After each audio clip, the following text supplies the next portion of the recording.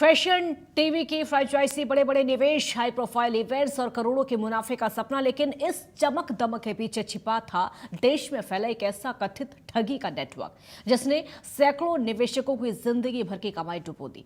मामले का मास्टरमाइंड है काशिफ खान, जिसे उत्तर प्रदेश पुलिस ने मुंबई से गिरफ्तार तो कर लिया है, लेकिन अब तक सवाल ग्वालियर पुलिस की कार्यशैली पर है। आखिरकार क्यों अब तक आरोपियों को प्रोडक्शन वारंट पर ग्वालियर नहीं लाया गया? क्या पीड़ितों को न्याय मिलने में देरी हो रही है? देखिए इस खास रिपोर्ट में। काशिफ खान गिरफ्तार, ग्वालियर पुलिस के हाथ खाली क्यों?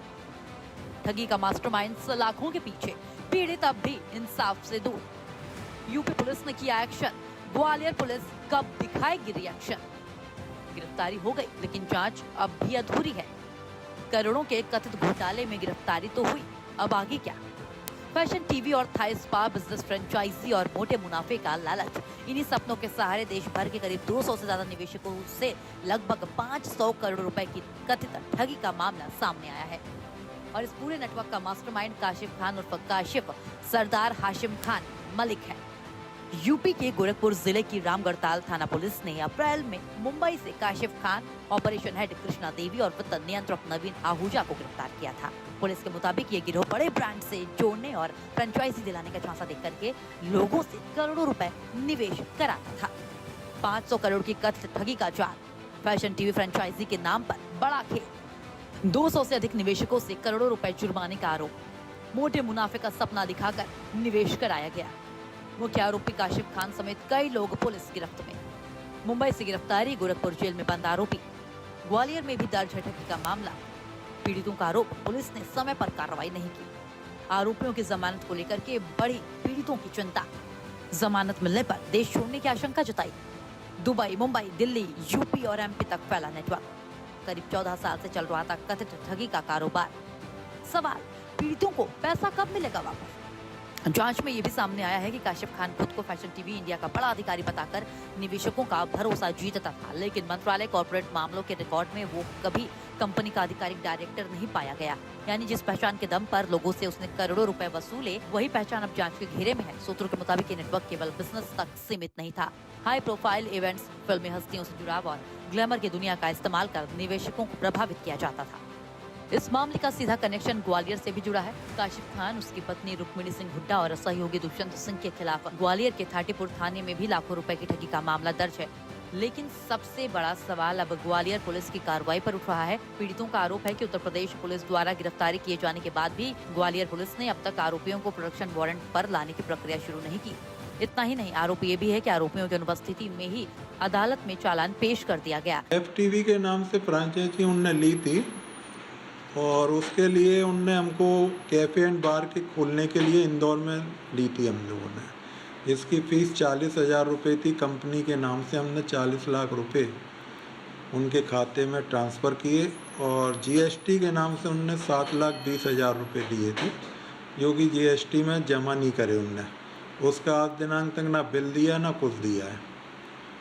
और अपन ने फिर उनसे मांग करी एक आर्किटेक्ट अच्छा भेजना, तो उनने उसकी कीमत 10 लाख रुपए बताई। वो भी फिर उस मैडम को ना भेजते हुए एक सादा आदमी को भेज दिया और उसने वो डिज़ाइन अच्छा ना करके फिर हमने कहा मैडम को भेजिए, तो उनने उसका बाद कोई जवाब नहीं दिया और काफ़ी देर तक डिले करते रहे। 2-3 महीने निकलने के बाद फिर हमने उनसे कहा हमारी डील कैंसिल करो।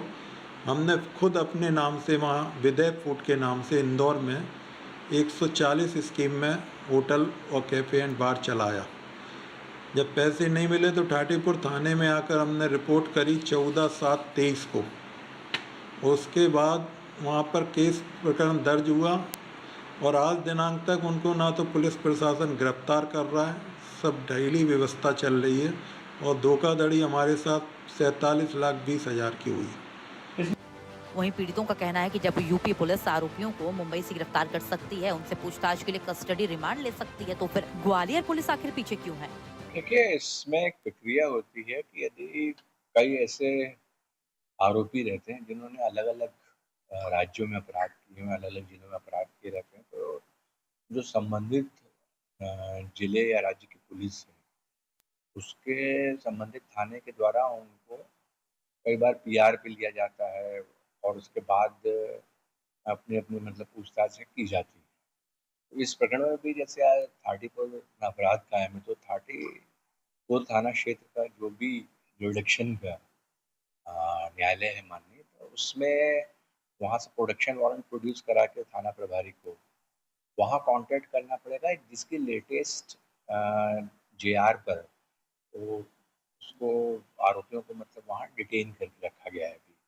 और वहाँ के जो माननीय मजिस्ट्रेट के द्वारा जो उनके ट्रांजिट करने की अनुमति जब प्रदान कर दी जाएगी यहाँ पे प्रोडक्शन वारंट के आधार पे, तो फिर यहाँ लाके फिर उनसे पूछताछ होगी। और पूछताछ करने के बाद, क्योंकि धोखाधड़ी का मामला है, तो निश्चित रूप से उसमें रिकवरियाँ, ट्रांजैक्शंस के बारे में पूछताछ की सबकी आवश्यकता रहेगी। और उस पूछताछ के बाद ही फिर यहाँ पर जो है अगली कार्रवाई यानी सुनिश्चित करी जा सकेगी, क्योंकि अभी तो नामजद आरोपी हैं ये, तो ये पूरा अधिकार है यानी कि यहाँ पे मतलब उनको लाके उनसे बातचीत पूरी कर की जाए और बाकी सब प्रक्रियाएं जो हैं जब्ती, अरेस्ट वगैरह की, वो पूर्ण करके फिर उसको जो है वहाँ दाखिल किया जाए, जहाँ पर मतलब जिस न्यायालय से हम लोग यहाँ के प्रोडक्शन वारंट के आधार पर वहाँ की जो है जो भी वो ट्रांजिट रिमांड देंगे हम लेके आएंगे।